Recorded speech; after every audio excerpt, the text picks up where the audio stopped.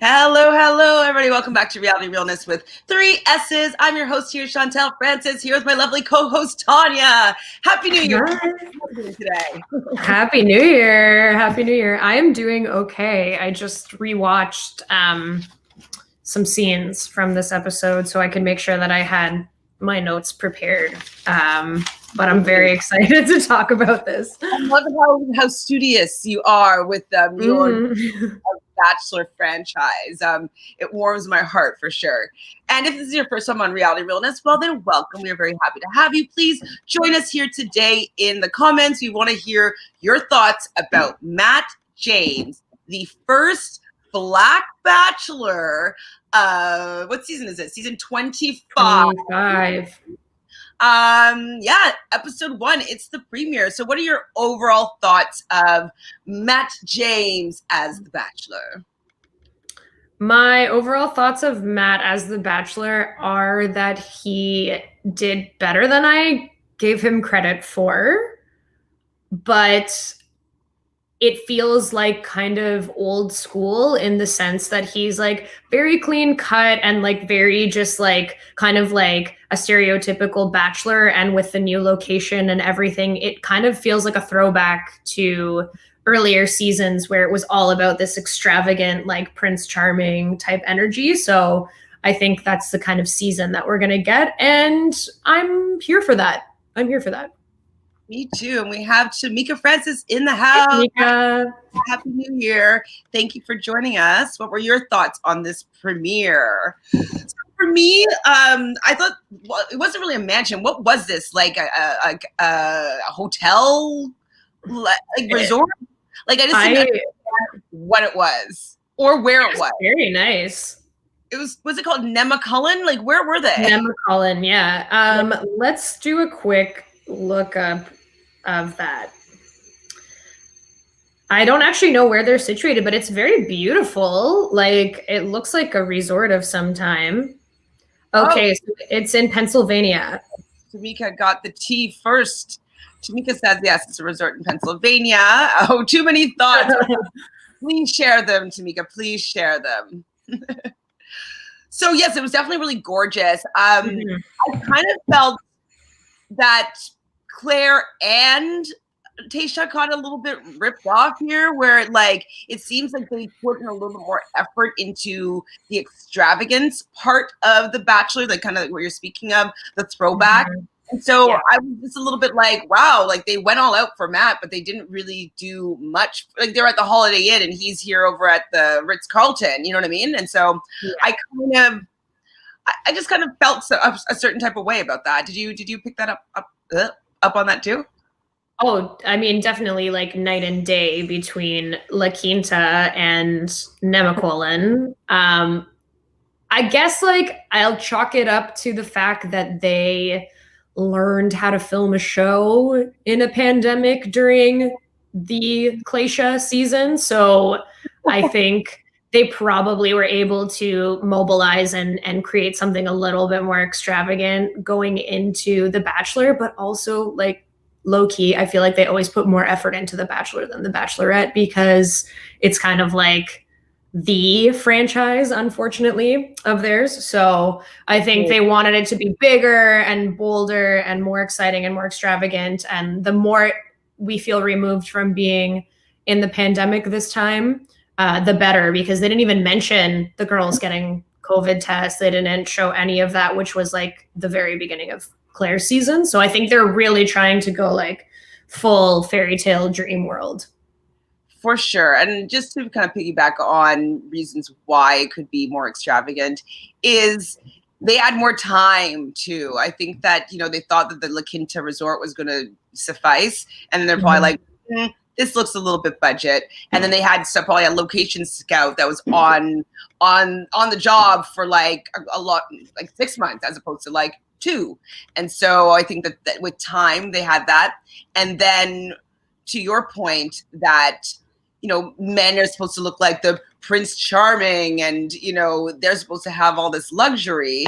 I think that also plays into, them choosing something a little more extravagant. So I do agree with you, but it was very apparent that it was very different. Very different. Like, so, where would you rather be? I think I'd rather be at this beautiful resort as opposed to the La Quinta pool and conference room. Exactly. So they said that this episode or season of The Bachelor had the record-breaking numbers. Why do you think that is, or do you think that they're just saying that? I wrote down, quote, record-breaking number of submissions, quote, because I didn't understand why they were trying to sell this so hard. I was just like, come on, guys. Like, I'm sure there were a lot of people that submitted, but aren't there always? And furthermore, don't they really cast people from Instagram anyways? Like, it felt like such a random thing to feel like they needed to hammer home, but I guess they really wanted to make sure that they were selling Matt as like really desirable and like somebody that people really wanted to apply for. So whatever, but it was silly. Hey, I mean, I agree with you, like in real life, but if I'm just going to give the another side, is that, you know, with him being mixed race, I do think that there is an appeal potentially to more diversity. So there's going to be a lot of, we'll say, all like pure white women that are interested in maybe getting to know him, and then also Black women would be interested to know him. And so in that regard, potentially more people might be, you know, oh, I could see myself with him, as opposed to being like, yeah, no, I'm not going on for Peter, or yeah, no, I'm not going. You know what I mean? So. I mean, yeah, and if we are basing it off of the last available options that we've had in this franchise, then yeah, I would hope that more people would submit for Matt than for Peter and Ari and everyone else prior to this. Anything, if they make it far enough and they get into the franchise, like maybe their real goal is to get a little bit of Tyler. Yeah. I'm wondering what's going to end up happening with the Tyler of it all, because they definitely made a concerted effort not to show his face in one of the shots where he was blurred out when they were walking. And I wonder if he will make an appearance or if he totally won't, or like what that situation is going to be, because they could definitely use it to their advantage. Or I'm wondering if they just want to not have that be a thing at all. I don't know. I'll touch on it right after. So yeah, Tamika's agreeing with us that Claire and Tayshia got the short end of the stick, because this is a gorgeous, gorgeous resort. They are selling diversity this season. To what you were saying, I feel as though they are going to bring Tyler in at one point, but I don't think they want it to be all about Tyler. So I think that they're trying to make Matt the focus for right now, and then later on is get Tyler to come in to host a date or that talk about like, oh, who are you really into? Like, he's going to be the JoJo, we'll say, of this season. I think will be Tyler. I just don't think that they wanted to start with him in the beginning. Start with him. Give Matt his moment and see how he does. And then if they have like Tyler come in and save the day, you know, for ratings or whatever, like maybe that's how they're going to work it. Yeah. I think. So Matt James, he is 28. He is a Sagittarius. I didn't understand why he needed to have the shot of him in a plane when he wasn't flying it. I thought that was interesting. He's a commercial real estate agent, and he drives up to wherever he's staying in, I guess, Pennsylvania, in a white G-Wagon. Do you think he owns the G-Wagon? Maybe not. I don't think so. I like that whole segment was also like a low-key Peloton ad as well, where he was just like doing his workout sequence with the Peloton. I was like, okay, we understand what audience we're playing up to here. Thank you.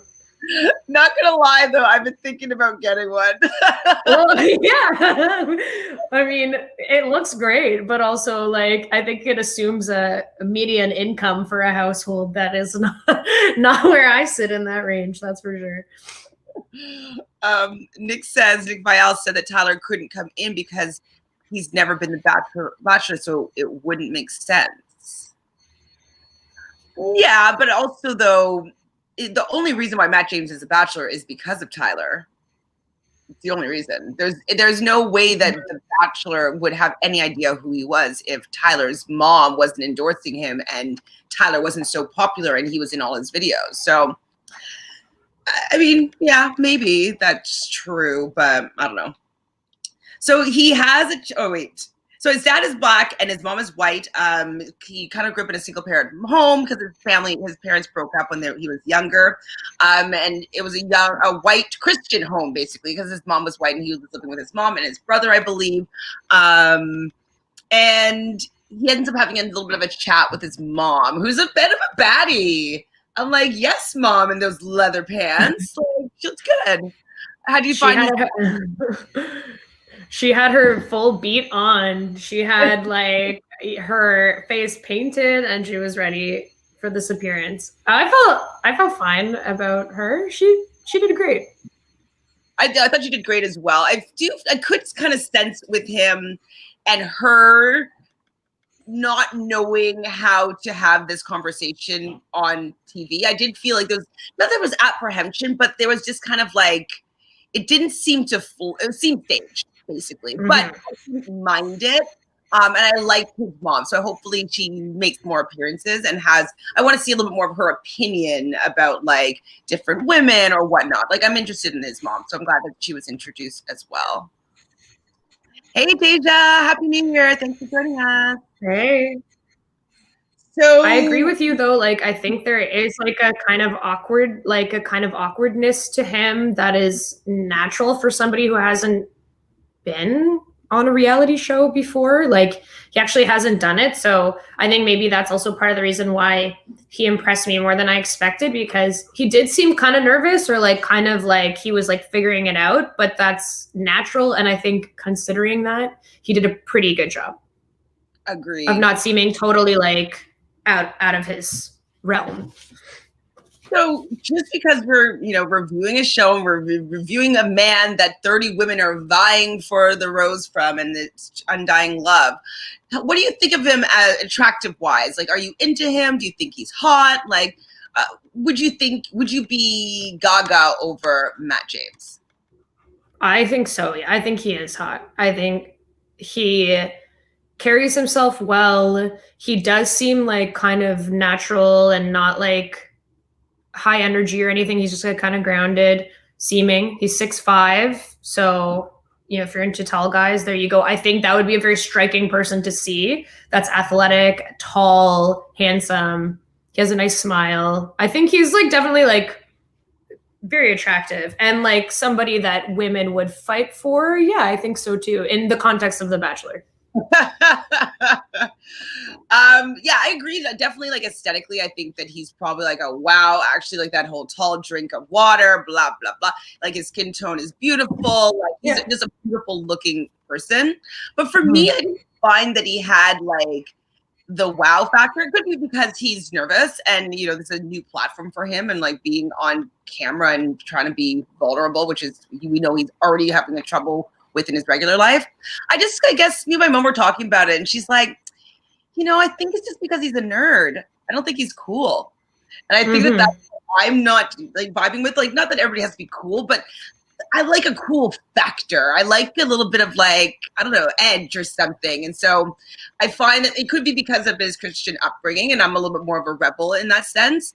But I guess his reservedness and kind of nervous energy for me wasn't like, ooh, I want to jump your bones, like you're so hot. But he's definitely a very attractive man. Yeah, he has no edge. If you're looking for like an edge or like some kind of, like rough around the edges feeling, you're not gonna get that from him. So I see what you're saying in that regard. He's definitely, when have we last had a Bachelor that even had an edge anyways? Like probably Nick Viall, maybe.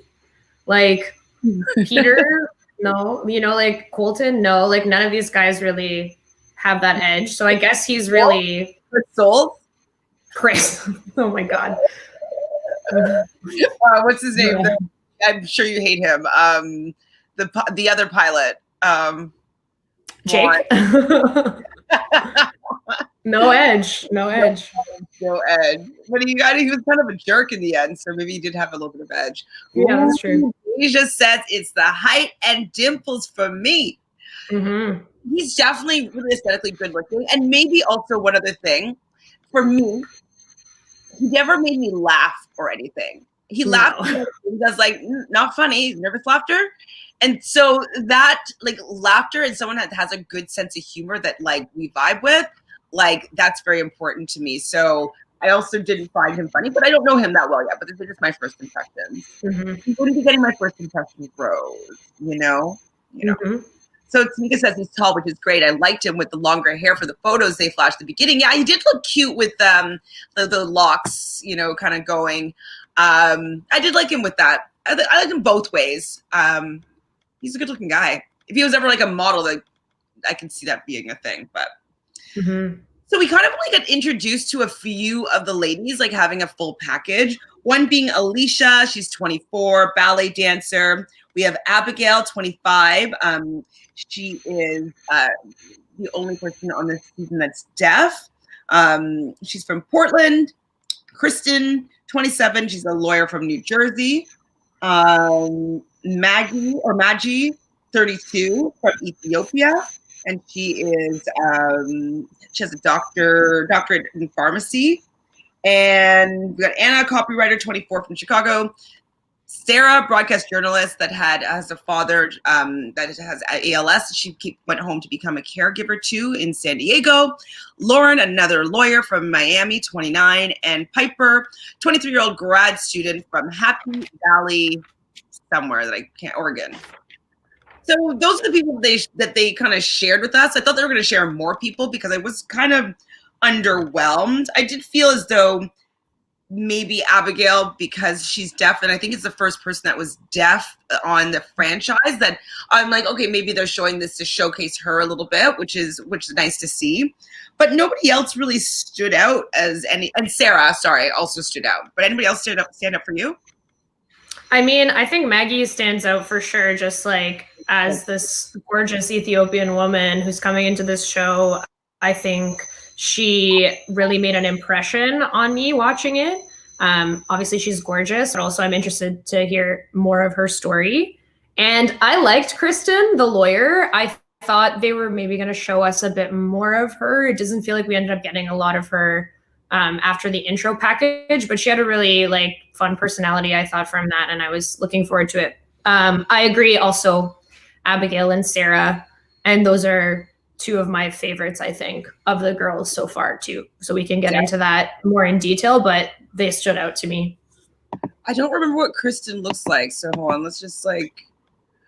She's the one that's like, I love Meg the Stallion and Cardi B. Yeah. I liked her actually. Yeah. Didn't see much of her. I thought she was gorgeous. I love that two-piece gold fringe number that she was wearing, shimmy shimmy. I was definitely that. I liked her, but you're right. We didn't see any more from her, and we don't even know if she was kicked off the show or not. Yeah. I don't remember her getting. Did she get a rose? Hold on.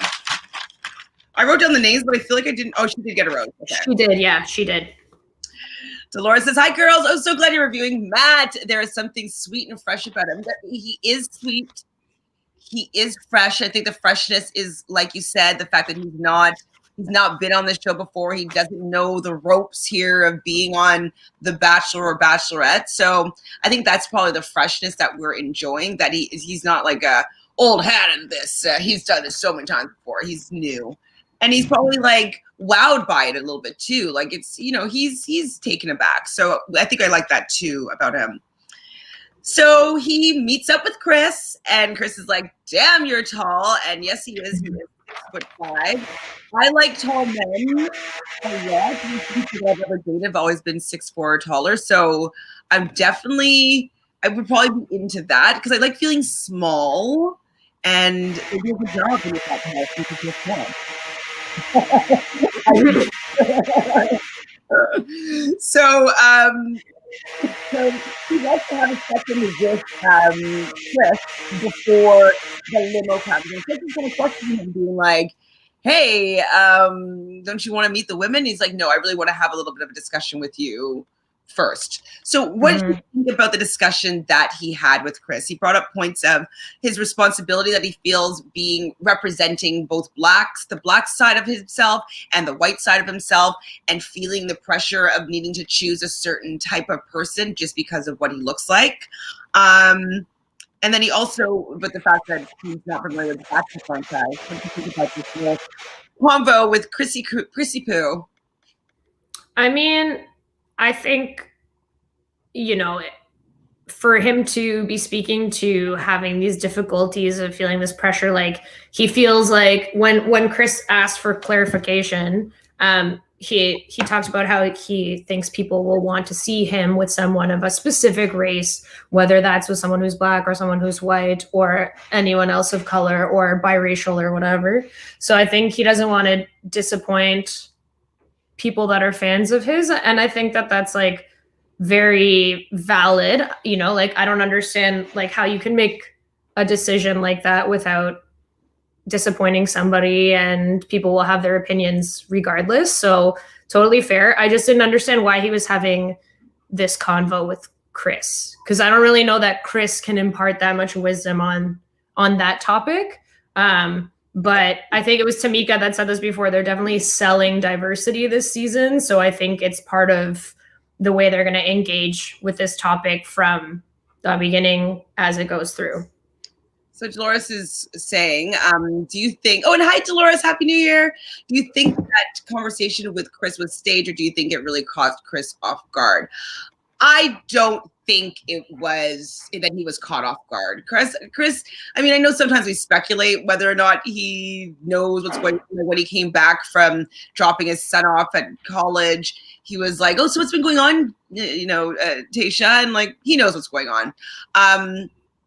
Maybe he didn't expect it at that particular time, but no, I think that everything's timed out, especially if these limos are coming. That would be like, hold up, production. I need to have a conversation with Chris. Where should we go? Like, I think it was organized to a certain extent, not the exact conversation topic, but maybe sharing his voice, his concerns limos, you know.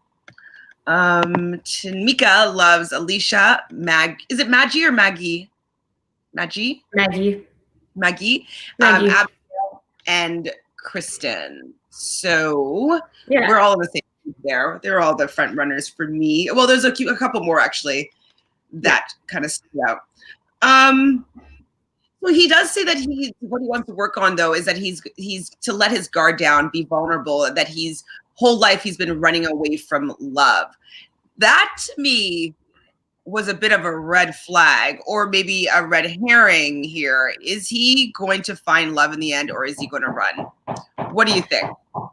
Honestly, oh man, I don't really know. I feel like if the spin is that they really want this to feel like a fairy tale Bachelor season, or at least that's the vibe that I'm getting. Nobody's really said this. It's just how I feel watching it.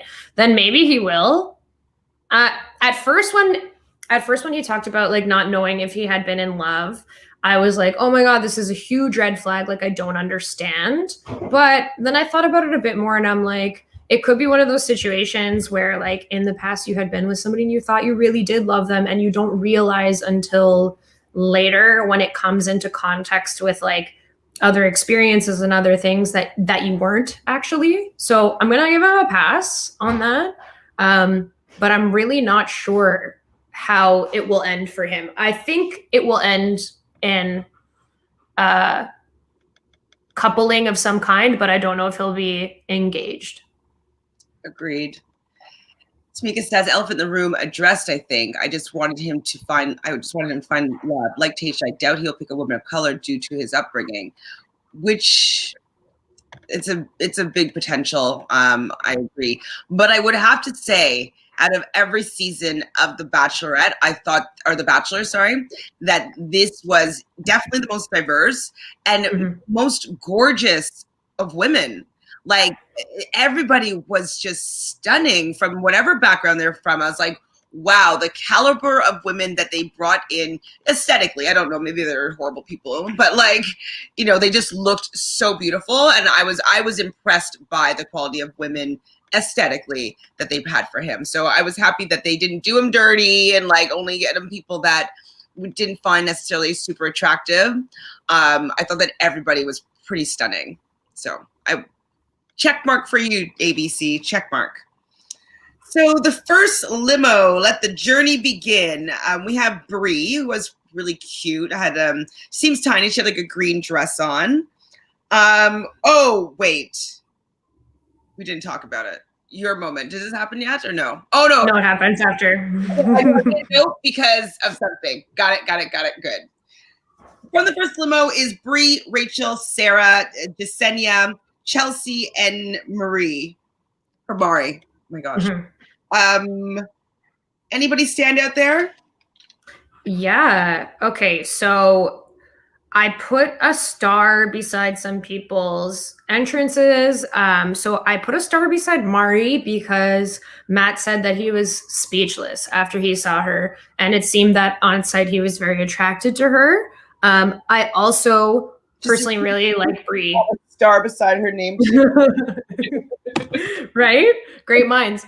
And then I also personally really like Brie. I like that she was the first one out and she kept it simple. It was just really like, hey, I can't wait to get to know you. She seemed very down to earth.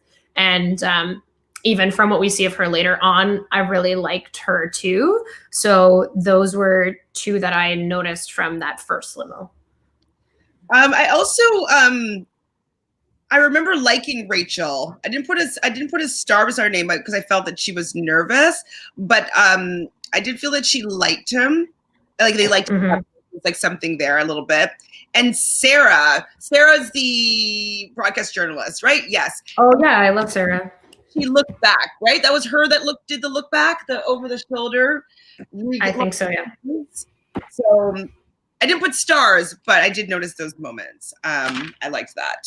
Limo number 2 was Maggie, Carolyn, Sydney, Kristen, Anna, Kayla, Serena, Alicia. How did they get this huge limo? This is two different limos. Oh, really? Yeah. So there's 4 limos in total? Yeah. Because the Kayla was the first one of limo number 3. Oh, because that was the truck. Just kept it as the same limo. Okay, so we'll go up to Kayla then. So Carolyn, Sydney, Kristen, Anna, and Kayla. Any standouts? Obviously, Kayla was a standout. I like the gimmick of the pickup truck. I think pickup trucks are badass and hot.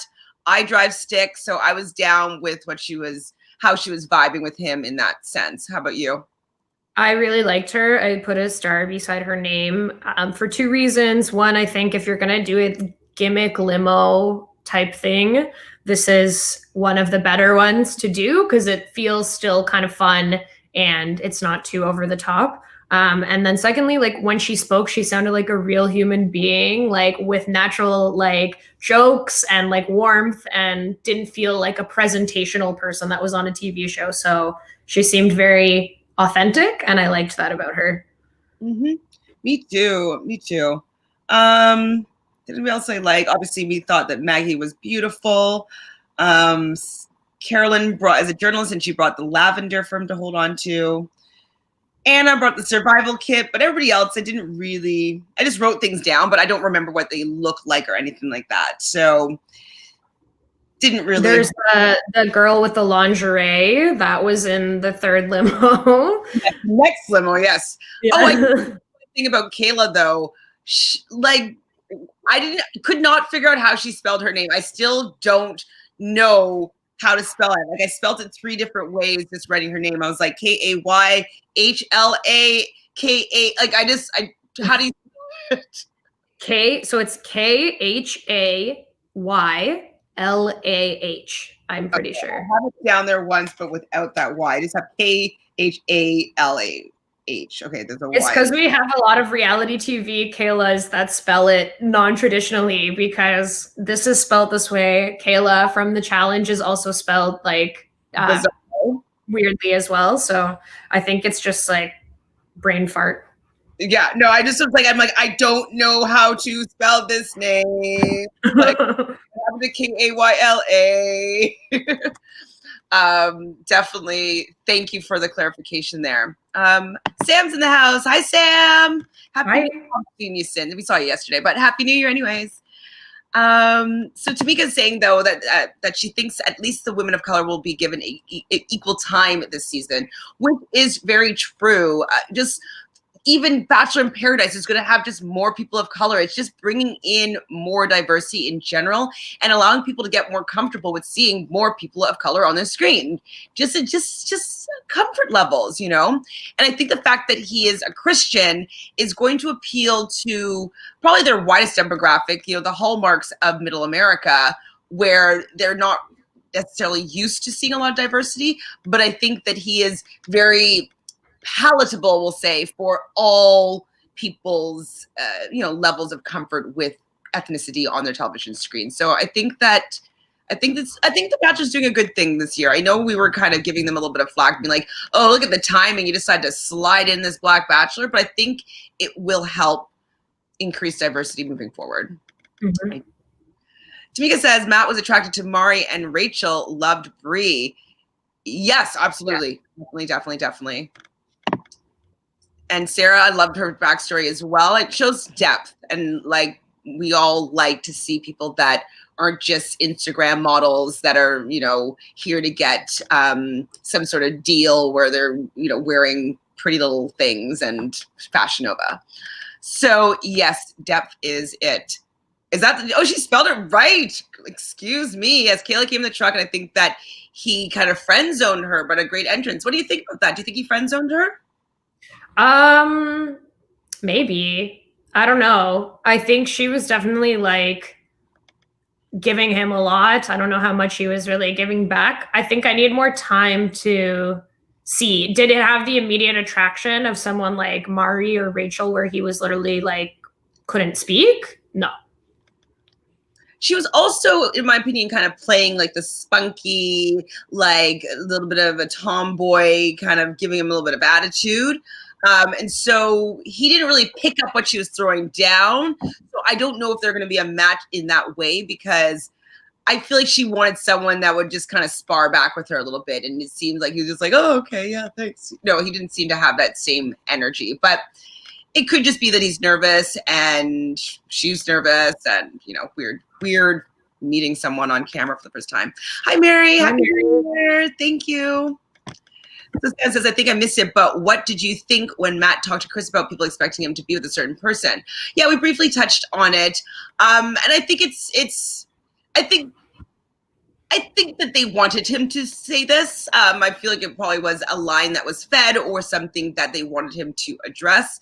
It could be what they were receiving a lot of maybe fan mail about, like, you know, people being concerned of him being representing Black people. So maybe he's gotten Instagram DMs where people would be like, you better choose a Black woman or else, so I'm happy that he addressed it. I think that it's probably the elephant in the room that was already spoke about, you know? Definitely. Poor Chris, though. I feel like he's like out of his element a little bit. Like he's a little bit uncomfortable, it seems. I agree. I thought Chris seemed really like, he had jokes. He was like, welcome to my chateau. He was just like serving this slightly different Chris Harrison energy. And I don't know if he's just tired or what the deal is, but something's up. Something's got to be like cool, like maybe and like get on the basketball court with Matt James. Yeah, it's so odd. So I'm trying to figure. Oh wait, where am I? So Limo number 3-ish had Alicia come out doing her point work. Obviously, I recognized her. I was a ballet dancer growing up, so I was like, oh, okay, that's nice to see a professional ballet dancer. I remember Serena and her step stool. I thought it was kind of cute. Serena C, the flight attendant, the only Asian American, I'm assuming, woman. But there wasn't anybody else that appeared to be Asian, I don't think. But she trips, and I was like, oh no, I felt really bad for her. It's so embarrassing. And then we have your girl Kaylee, spelled interesting and as well, from Chicago, coming in lingerie. She's a hostess. What do you think about this as a gimmick entrance? I don't like it. I think it's great that she wanted to come in with this, I suppose, empowering thing. I just think I didn't like the interaction that they had with it. Like, it wasn't even like, I don't think he was like even into it. It was just odd. I think more power to her for wearing the lingerie, but also we all know that that was not the underwear that was appropriate to wear underneath a strapless dress anyways. So, you know, There's no way. clearly it's just like a quick change inside and like that's that. But yeah, just a weird one. It's a weird one, pretty ballsy. I said ballsy as soon as like the other girls were like ballsy. I was like, yeah, we're all on point there.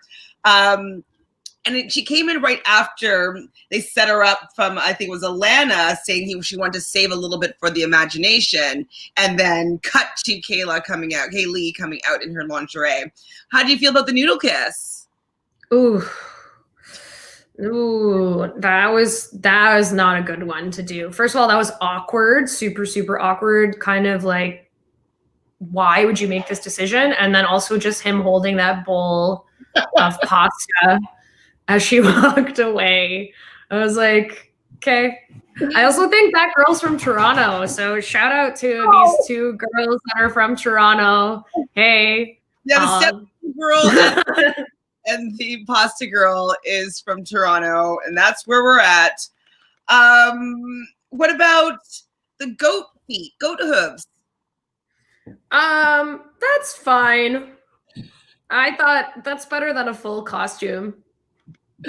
Yes, it is better than full costume. Do you have what you think you would do if you were going on the show? I think I would rather do something that was absolutely not memorable at all, and then do something that producers try and push on me that has to do with a prop or an outfit or a gimmick. I would try to avoid at all costs if I could. I think the best way to go is to like maybe do something that's like kind of like shocking and humorous, like maybe like a swear or like a funny joke or whatever.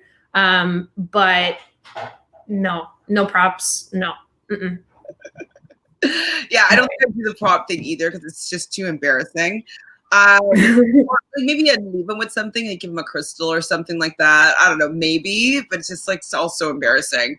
I don't know if you were on with me when I told you about a loose friend, like an acquaintance of mine that was on Canada's Bachelor, and said that the producers forced her to get into a cake, like one of those, like, you jump out of the cake, and it was his birthday, and she didn't know that was his birthday, and so like she's like, can I steal you, and like wheels out with like the cake and was like, happy birthday, and so she started to become the villain of the season, and she's like, I didn't even know it was his birthday, and I had to come out of the stupid cake. So yes. I mean, I think when you do something that's a little bit more of a gimmick or outrageous on night one, you're kind of like really shooting to stay based on like being memorable in some way. So strategically, it does make sense because he's obviously going to remember somebody that comes in lingerie versus somebody who just does something that's like not really exciting. But also at the same time, I think a lot of the people who end up staying that night don't really have to do with him anyways. So I don't know. It's true. Hi, Moses. Moses finds the lingerie act tacky and very desperate as well. I mean, I think that she's like, I don't care. Like, I can just go out in my lingerie. Like, I think that, I don't think that she was thinking much about it. I think it's just like, yes, I would do that. And so she probably, there's probably like a sign-in checklist, like, okay, who wants to do this? And like, you check off your name of what you want to do on the gimmick list. And she chose that one. Probably. So limo number 4 then would be Abigail. These are all the most unmemorable people, I believe. So Abigail, Corinne, Mary Lynn, Imani, Lauren, Piper James. That was interesting. So Piper James, 23. Her family, her dad wanted her to keep her last name. So conveniently, she has the same name as him. And she's also gorgeous. And the last one for me that was memorable was MJ. So she had trouble with her pizza, Uber delivery or whatever. She gives him the pizza and you can tell that it's empty. I know. Tell that the pizza box is empty. And that really bothered me. That overshadowed that moment for me because I was like, why are you pretending like there's something in that pizza box? Listen, they're not professional actors that are endowing that pizza box with weight or with item. Because here's the thing for everybody that's listening. If you're not aware, in your favorite TV shows where someone's drinking a coffee, it's empty and they're selling that there is liquid in there. So we're not working with professionals. That I'm like, you need to put something in this cup. I was watching Suits once, and I was like, there's no way they would be acting like this with a full cup of hot coffee, and they're like light blue suits. Like, there's no way. Anyways, you could tell. Like, I look out for it, and the first thing I see with him putting it kind of behind his back is the empty pizza box, and I was like, come on, details. I'm glad you noticed it too, though. Of course. I was like, oh God, what a prop. Definitely a prop. So yeah, did you have any thoughts about anybody else from that limo? This is a pretty, Abigail was there as well. And she does mention to him that she is deaf. How do you feel about her bring that up in their first meeting and conversation? I really like her. I think she comes across super, super well and was really sweet. She told him that off the bat. I also thought his response was great. He said, I'll be sure that I enunciate for you. And she's like, I can read your lips and you have great lips, so don't worry. And I was like, this is about as amazingly as this type of introduction could go on this show. So I thought that was really nice for her. I like Piper. With the Abigail, the looking at the lips thing, you usually want to look at people's lips if you're planning on kissing them. And so I think that will also maybe bring in a little bit of allure there, but like, oh, she's staring at my lips. Like, is it because she's just reading them or is she trying to kiss me or what, like, you know? So I like that there's an attention to his lips. Yeah. I thought creating a good moment, which we It's kind of a little bit flirty too. Like, I think it was just like a really good moment. Like Piper, I'm intrigued by her. I also really think MJ is stunning. Like her beautiful, like wavy blonde hair and just like the way she carried herself. I thought she was really stunning and striking. And I like the pizza thing. I thought it was like kind of funny how she couldn't get in and whatever. Yeah, me too. But I don't remember anybody else other than those 3 from this group at all. It's strange. So the last group, I believe, is who's calling me? Why? So random sometimes. My phone should be on airplane. Anyways, the last group. So we had at the beginning, actually, we didn't mention this. There was a pre-episode teaser of this moment of Katie, 29. I've been calling her the dildo girl, but she said that she wants to pass the torch to Matt James because she's needed someone to basically take care of her sexually during quarantine. What do you feel about this as a gimmick? And do you think it's just because the person that operates the black box wants to use the black box whenever they can? Okay, so the vibrator gag. Really intrigued that they went with a cold open with this bit. I think they were just trying to start us off with a laugh and get us in and disarm us a bit off the top because it wasn't as funny the second time around. I do think if she had just come in with a vibrator and done the bit like this, we all know it's like, you know, supposed to be like kind of like a shock value joke. Fine. I think it just went on for too long of a bit for the entire night.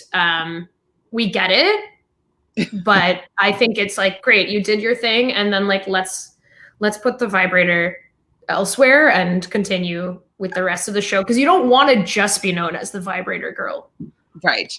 I think it would have been funny, well, for me anyways, if she did that bit, whatever, and then she just like left it on the table. Yeah, they'll leave it there. Leave it there and just sitting there on the middle of the table. Nobody's going to talk about it. And I think that would have been really funny.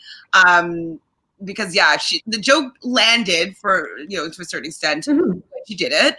And then it stopped being funny. It just started being awkward. Back to Kayla's dress, or Kaylee, I'm not sure. Kaylee's dress, or not dress.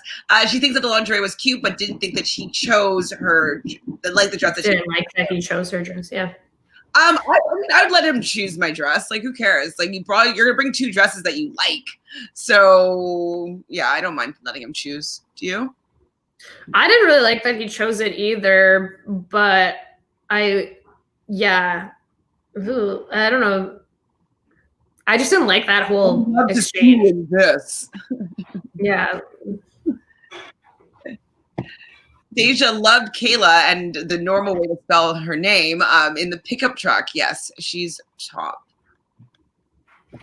For me, like in just cuteness. Dolores says, oh, that was tacky in my opinion, but I will admit I may be old school. Yeah. It's okay. I'll give it like a 6 out of 10 for the lingerie look. I think she just didn't realize that, like, I don't think that there's anything wrong, and I don't think that there's anything desperate about her showing up in lingerie at all. Like, that's totally fine. She looks great in the lingerie, and she has a great body. So, like, live your truth. I think she didn't realize maybe by doing that how that would pit other women against her in this setting. And I think that's kind of where she gets fucked over by doing that, is that obviously the way they're going to stoke the fire is to make someone like that, like kind of be on the receiving end of some jealousy from the other women or like some negative comments or whatever. So it just sucks for that reason, I think, more so. Yeah, she probably didn't think that through. How old is she? 26. So she should have a bit of a clue, but she does. They've also never been on this show before and don't know how these girls are going to react to their little gimmicks. So we'll see how she does going forward. She moves on though, right? Yeah, she does. Yeah, she does. So there's Amber. She's a nursing student on the 2-seater bike, who I didn't recognize who she was in the house. Because in the house, she looks kind of like Eastern European or Russian, but then she looked like a completely different person when she was riding around on the bike. So I was like, who? I couldn't figure out who the seemingly Russian or Eastern European looking person was. I'm like, who is that? And then I was like, oh, it's Amber. I'm like, oh, okay, weird. I didn't compute the same people. No. How do you feel about the throwing of a fish with Kimberly? I didn't even remember that until just now. She threw it and then he couldn't catch it, right? That was what it was? Correct. Uh-huh. Not Nick. Cassandra. So Cassandra, as far as we've heard, is obviously you guys all know Brazil, her friend. So I'm not sure how they knew each other. Probably going to college, I would assume, and both growing up in California. So I'm not sure exactly how they know each other, but something probably around that. So she had the football jersey with Mrs. James on the back. I thought it was cute, but not that memorable. How did you feel about Ileana asking him if he wanted to feel her balls in his mouth? I blacked that out. I blacked it out. I didn't even compute that went. Okay. Actually, I do have a thought about that. First of all, was that the world's biggest meatball? She was using 2 hands to hold it. And then secondly, the vessel that she brought the meatball in was a Ziploc bag. A giant meatball in a Ziploc? What's going on? Bring a Tupperware, bring some forks. It looked like literally like this big the way she was holding it. What the hell was that? That was a meatloaf. She wanted it to look homemade. Let the leftovers over for you to try, Matt. Oh my God. Deja says Kip seems stuck up because she thought she was giving edgy runway fashion shows, but she was really giving 2011 prom dress. However, Chelsea was giving runway and body Audi. Yes. We not talk about Chelsea. We must have missed her, but like it's just because I forgot her name. She was in the first limo, first group. Gorgeous. Like he definitely said that she was wearing that dress, which she was.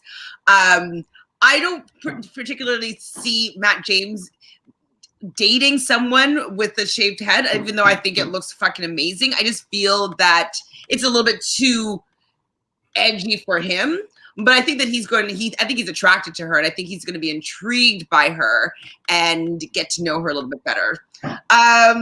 So speaking to Kit, the fashion entrepreneur, she came in a nice car, and she didn't want to be doing the ride share of the limo scene. She's such a snob, but why is she wearing black booties with a white dress? She's giving me like very Gossip Girl meets early Vanderpump Rules Stassi, like just kind of like stuck up, thinks that she's better dressed than she is, like very not here for it. I just can't type of girl. And she'll obviously stir shit up. She's 21 years old. Like she's gonna just stir the pot on this show for sure. Yeah, she's out to the pot. She's quite pretty. I don't see them together at all. No. It just there's I feel that he likes, from what I've seen, the allure of olive skin and darker with dark hair. It seems like that's what he's attracted to. And so she doesn't really give the vibe off to me of somebody that he's like really into. And then it seems like it was last but not least, maybe least, Victoria.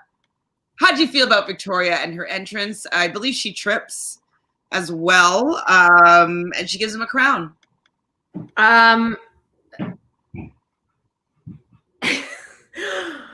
Victoria, I just wrote this bit will get old soon.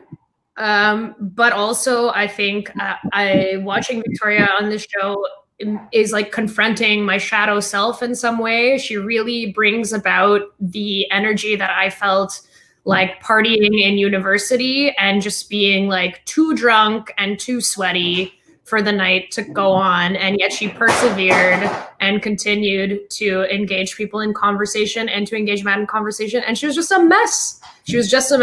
But you know what? I've been there. So in a way, I had to be like, this is kind of like classic. But oh my God, it was wild. She was overserved. I thought they're only allowed to have 2 drinks now.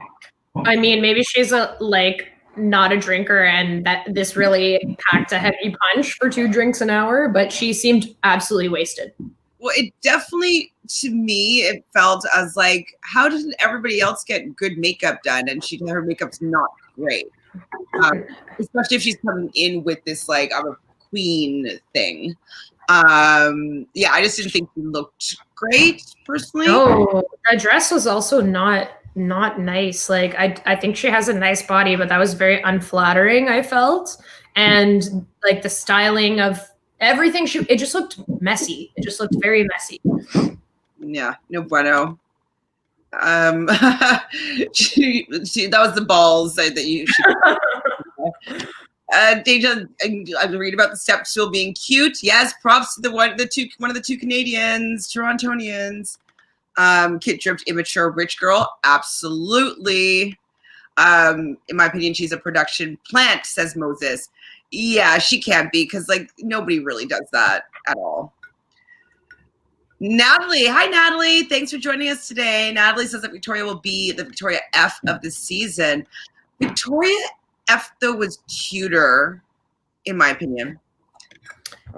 I hope not, though, because I didn't like how she just was always crying all the time and like needing his reassurance.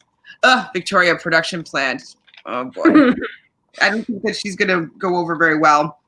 She's like the 2-on-1 date, like for sure, with somebody. Who knows who she's gonna, cut heads with. So the dildo girls makes the toast. And then he walks into, I guess it's some resort hotel thing with like a revolving door, and he meets the other women, and the moment that you needed to go back and rewatch to share with us your first impressions was his prayer. Tell me about it. Okay. I don't like this as a choice. But I'll also play devil's advocate to myself. Reasons why I don't like this as a choice. Like, if you want to pray and that is part of your life, I think that that's great. But the way that it was presented was very much like, if everybody could just bow their head real quick, I'm going to pray for everybody. And to me, like, if I was there, I would feel like I kind of had to participate, even though I would personally feel kind of uncomfortable participating, even though his intentions were good. So for me, it's very like, however, on the reverse, thinking of the Tasha of it all, if religion plays such a big part in his life, which we know it does, and that he had a Christian upbringing, and that this is a way that, as he says, when he's feeling nervous, he's constantly shooting up prayers to put himself at ease, which to me, it just sounds like he's like managing his anxiety, but you do you, Matt, whatever that is. If that's a big part of who you are, to the point where like I meet you and you lead off with a prayer, then I need to know that, so that I know that I am not compatible with you. Okay. So like, that's kind of where I sit with it, where I'm just like, I immediately would be like, we are not aligned, because it's not something that I feel that strongly compelled towards. And no disrespect to him for that, but it would just immediately be like, okay, no. We're not the one. He's not the one for me. And exactly, I agree with you 100%. Not that I grew up going to church with like my grandmother. I don't fully have an opinion on what I feel about religion, but I could if I wanted to. Like, I did study religion in university, and so I definitely have opinions about religion. I do appreciate everybody having their own stance and having things that they want to believe in, 100%. But I don't feel as though I would be raising my family going to church on Christmas Eve and all, all the different things, reading the Bible, like, Sunday school. I don't think that that's the type of spirituality that I want my children to grow up with. So I would be like, okay, I'm glad to know this now, just like you're saying. Like, I'm glad that I can see the level of importance this is for you. So you could choose whether or not it's something that you're willing to be a part of, because it is a lifestyle. It is making decisions with faith forward. And not that I'm faithless, but that's just not how I operate in my world. So like you, it would be something that I'd probably feel a little bit uncomfortable, like bowing my head down. Like, yes, sometimes we say grace at like Thanksgiving and stuff like that. I just don't know if in that moment I'd be like, are you serious? Like, bowing my head. Like, I'd be kind of like the person snickering. Well, and then to top it all off, it was made so much more ridiculous to me with the overreaction of some of the girls, specifically Rachel, being like, I'm crying right now. Like, I'm tearing up because of this prayer. And I'm like, what? That's so unnecessary. And you're literally just doing that for attention. Like, when she was called to it after, like, one of the other girls was like, oh, are you super religious? And she was like, yeah, but like, it just like really resonated with me, what he said. I felt like I related to what he said. And I'm like, stop crying. Stop crying. This is too much. Well, I was saying to my mom, because I was like, it was a little bit overkill for me. I was like, if you said something like, I'm here because I want to learn more about myself and like really grow, and like just say things a little bit more flowery and spiritually based, I could get behind that for sure, because he's probably wanted to share his faith without being like hymn number 764 or whatever, like, let's read the Bible together. Like, I can get behind him having a spiritual moment and showing his faith, but it just it didn't work for me. And that floral arrangement behind him was chaotic. And it made me feel also like very off while I was watching because there was just like stuff coming out of it that was like streamers and like different things and then like all these different colored flowers and it was like very overwhelming in addition to the prayer. Too much. I can look at it. I didn't notice it. So Moses says that I'm assuming he is, correct me if I'm wrong. Moses was caught off guard by it, but it was nice. You don't see that on national television. True, because religion can be polarizing.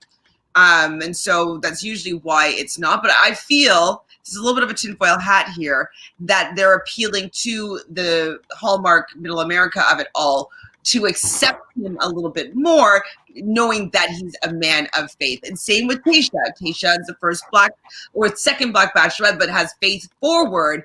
It just like allows them, okay, we have the same religion. Okay, I can more likely to accept.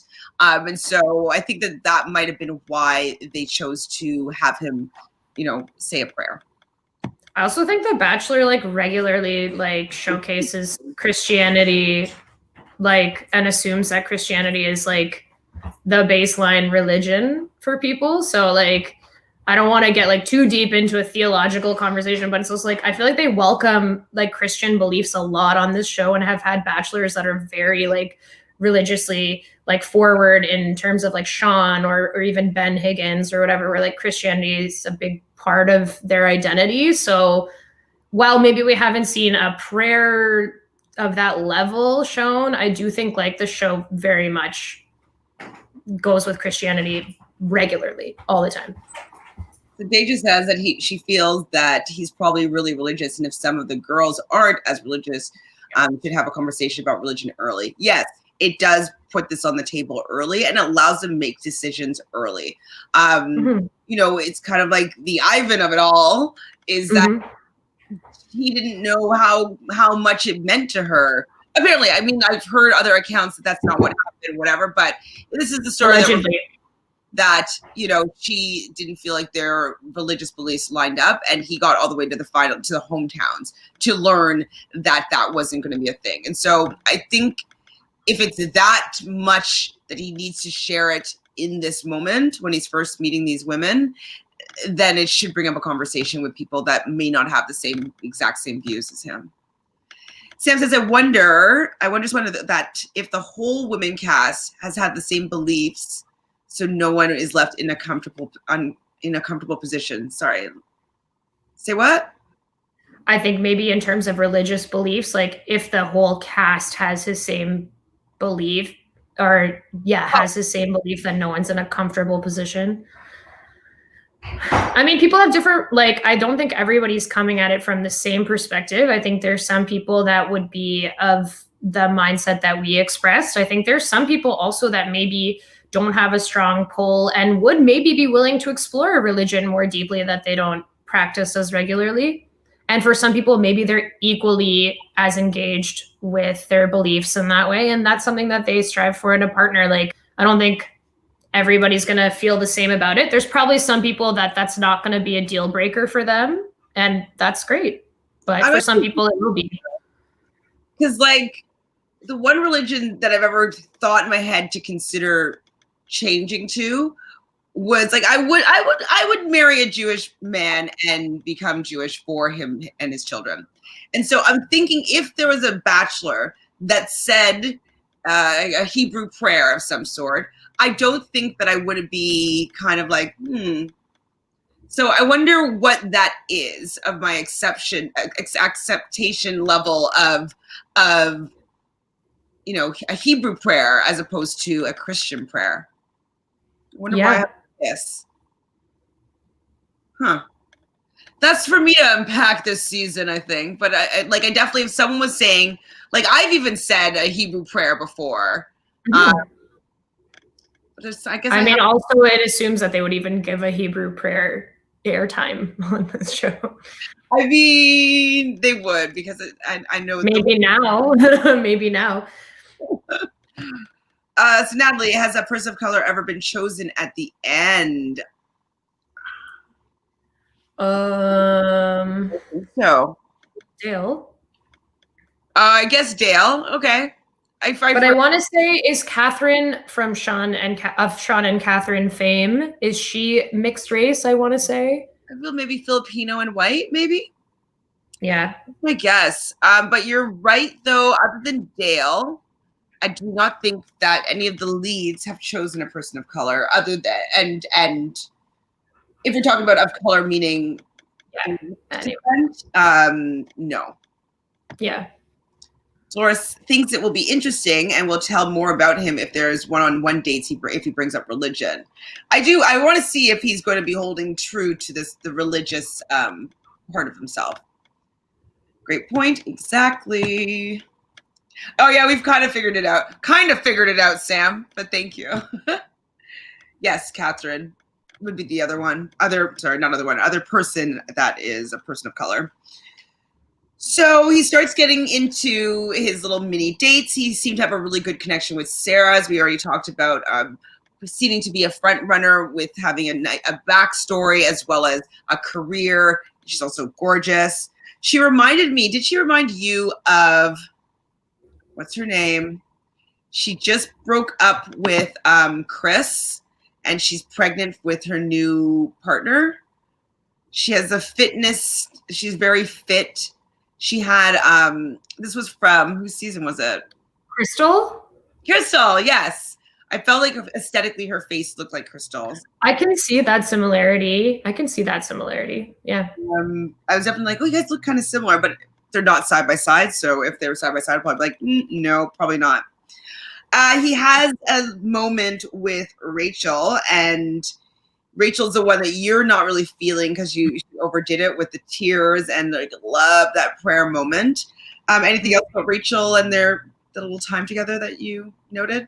I mean, she's obviously one of his faves, I guess, like it seems. I think she's playing it perfectly, and I'm saying playing it because she's very much aware of the fact that she's on the show and doing what she needs to do to make it far. So I expect we will see a lot of her because she is gorgeous too. Yes, obviously, like that's, goes without saying, but like she seems to be playing her cards right thus far. So yeah.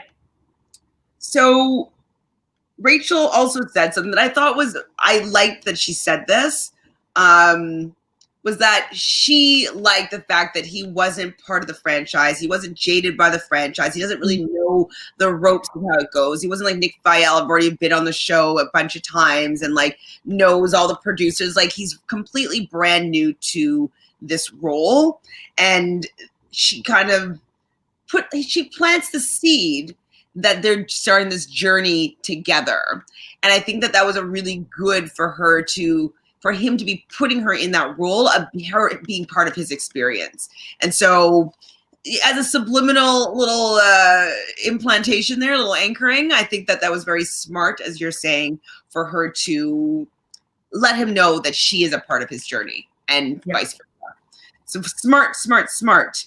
Serena, so our cutie from Toronto, I think it was her, takes him outside to play a little bit of chess, giant chess. How are you at chess? I'm not good at it, but her mind, she's really on that Queen's Gambit tip with us. I mean, this would have happened obviously before that show came out, but I thought that's very much like, hot topic these days. So kudos to her. But I think it was a good idea too.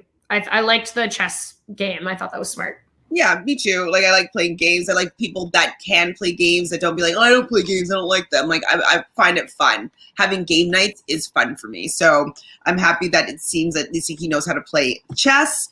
It's something I want to learn how to play because I don't know how to play and I feel like it's something I should. So Kayla's really into him, saying that he's a whole meal, kind of wanting to eat him up. Victoria, I just wrote eye roll. I guess he intercepted somebody. Katie in the vibrator, boring. I'm over it. Tapping Mari on the shoulder. I think Mari's like really good looking. Like I think she's such a stunning face. Anything else that kind of stood out with all these little mini dates? Yeah. So I thought his convo with Bree was really really good. They bonded over the fact that not only are they both mixed race, but she also was raised by a single mom, I want to say. So I just thought that was a really nice connection point between them. And I think that they have a lot in common, which is great. And that convo went really well. And then also, I thought his convo with Abigail went really, really well too, and ended in a kiss, which was actually so sweet. I think she really seems like a sweetheart. And not only am I glad to see the representation in terms of having someone who's deaf and hard of hearing that is on this show, but I just think she seems like a genuinely sweet girl, and just like the way her face lit up, and there seemed to be like something there. So I'm excited for her journey on this show too. When I was watching it, that moment, I was like, oh, is he going to kiss her? And because he hesitated at one point. Like, it was just like a little pause. And I was like, ah! I screamed. Me and my mom both screamed. And then he went in for the kiss. It was fine. It wasn't uncomfortable. So that moment was good. But I definitely was like, ah! I felt it. And so that was cute for me, for sure. He likes all the women pulling at him, which I thought was surprising. I mean, I guess it just makes them feel wanted and like desirable, but I'd probably be annoyed by it, especially if I was having like a good conversation with somebody. You know, we know Victoria is going to be Victoria. She's kind of cutting in and going in on a second time when a lot of people didn't even get a first opportunity, which I was like, not really down with, but you know, producer plant. And the impression rose comes out, everybody gets a bit nervous about it. It's given to Abigail. I didn't really see anybody else getting that rose after I saw that little moment and she got the first kiss. So I was happy to see her get that. I think that, you know, she may felt other or different just because she has experienced life a little bit differently than some of the other women there. And I think that it was a really nice gesture to make her feel desirable, loved, wanted, beautiful. You know, I think that it was, I liked that moment a lot. And I think it did a lot for her spirits. Like this, I think she felt beautiful and seen. And so I like that moment for her. So yeah, that's pretty much the episode. We had the rose ceremony comes up. He's said a gazillion names, but I guess the whole drama of it all was Marilyn going to get a rose? I wasn't really that worried about it. I don't even remember who Marilyn is, but she was really worried and she got one. Alana, but Anna and Alana both didn't know if they were going to get one. They both did in the end. And Serena was worried that she wasn't going to get one, and she did. Serena C was worried, and she did in the end.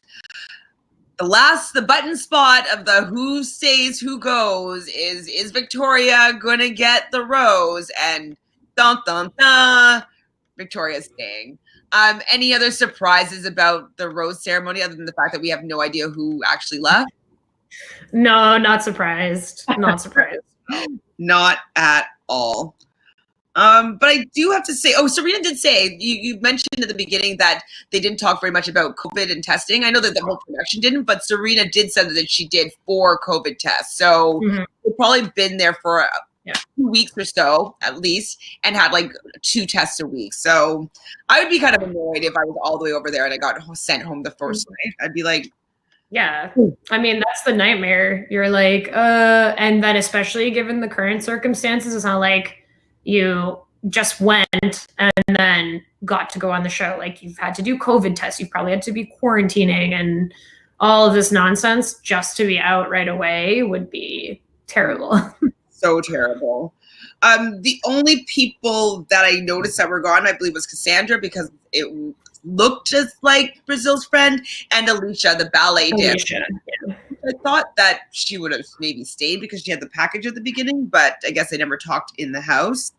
And then after they leave, Matt makes some sort of half marathon joke that really didn't land at all. I was like, no. The level of jokedom that we're going to be having this season, because it wasn't funny. Who wrote it? Fired. But here's to love. Ching ching. And then we see a lot of shirtless scenes coming up in this season of The Bachelor. So now that we kind of looked at the first episode, what are your thoughts about it moving forward? And are you excited? I am excited. It feels like a little bit more of that classic Bachelor escapism this time, and I think we can all kind of use that. I am excited for the crop of women that are on the show. I always kind of like I like watching The Bachelorette because I do like when a woman is the lead, but I always feel like the women contestants bring way more to this show than the male contestants do. So I'm really excited to see how all of that develops. And I'm excited for Matt. I think we need some more time to see like how he really adjusts to everything, but it was a very decent first showing for him. And I think that he came across very well. So let's see where this goes. I totally agree with you. Just a couple comments and then we'll shut her down. So Natalie says Rachel's gonna be Lucy Hale vibes. I don't know who Lucy Hale is. Have you seen Pretty Little Liars? Oh, no, but I think I know who you're talking about. Okay. She does have that kind of like doll-eyed like look for sure. Yeah, well, Moses, we all knew Victoria was going to get it. Once Brian Velfick chose Mary Delgado. That's so long ago. I can't even like, my brain can't compute who that is right now, but I feel that it was Byron though, wasn't it? I'm not sure what that's in reference to. I'm not sure though. Tamika says Rachel believes very false than to hear about her on social media. I think that she's just there to snag Matt, potentially. The one last thing that I want to mention, it looks as though I think it was it Mari? Who's the really pretty it's a girl from Puerto Rico. The prettiest one. The one I said is freaking gorgeous. Mari? Is it named Mari? Puerto Rico? Yeah. Okay. I don't know if she's from Puerto Rico, but there was somebody that's from Puerto Rico, and they talked about the fact that yes, it's her. Yeah.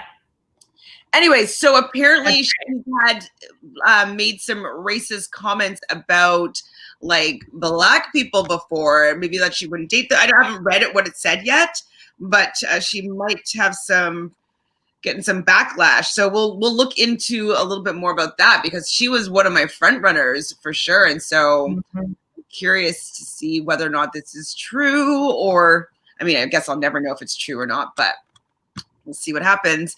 So Dolores says, I'm excited to see Matt strut and pose in the shower. Absolutely. So many shower scenes. He has a really nice body. His, listening, it looks great. So I am excited to see how many. We should do like a count of like shirtless Matt shots and see if we can do it over and under.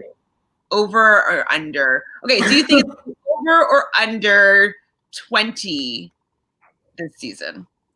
For the whole season? Yeah. Shirtless, like do dates count? We'll do 10. We'll do 10. Yeah, everything counts. More than 10. More than 10? Okay, I'll just think the under just for stakes. I think there will definitely be at least a couple of hot tub dates or something to do with his shirt being off, as well as whatever shower scenes of him thinking that we will get throughout the season. So I'm sure. Before he proposes, there's definitely going to be one there. In the morning after all the fantasy suites, like going outside, putting on a robe, and like over the balcony. Okay, so 10, yeah, it's going to probably be around 10, I think, but over, I think, is the safer bet here. But I'm excited to track that. So it was great chatting with you and you guys in the chat room. Thank you, Natalie, Moses, Tamika, Dolores, Natalie, Sam, Deja. And if I've missed anybody else, I'm sorry. Mary, thank you for hanging out with us. We obviously love chatting with you, especially about The Bachelor, because it's just kind of silly fun. We're going to be here every week. I'm thinking if it works out, every Tuesday at about 2 p.m. Eastern or so is when I would like to go live here. And so we'll be back next Tuesday. So do you have anything you're working on, Tanya, that you want the people to tune into or, care about? Nope. No. Okay. Well, for me, I would love for you to subscribe down over there. Hit that like button if you like this video. And please ring that bell so every time we go live, you will know and be notified so you can come and join us in the chat room. Other than that, that's all she wrote. I love you guys. Happy New Year. Happy Bachelor season. Yeah.